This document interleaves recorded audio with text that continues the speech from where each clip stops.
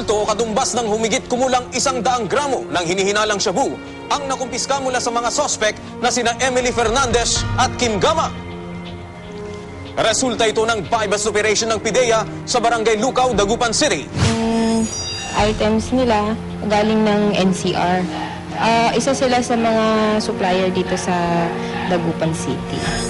Nakasilid sa loob ng gift bag ang umano'y iligal na droga. Binalot pa raw ito ng papel para hindi gaanong mahalata. Nasa kalahating milyong piso mano ang halaga nito. Ayon sa PIDEA, mula pa sa National Capital Region ang mga nahuling suspect. May instruction na ito. Yung na-instruction sa'yo. Tsaka may involved yung pera mo. Kasi sumama sa kanya dito sa Pangasinan. Kasi wala na akong ginagawa sa bahay. Mayroon pa silang binibigyan na isang nagbibenta din and then i-repack ulit ng tig 500, 1,000, gano'n. Kasalukuyang nasa kustudiya ng PIDEA ang dalawang suspect at naharap sa kasong illegal selling of dangerous drugs.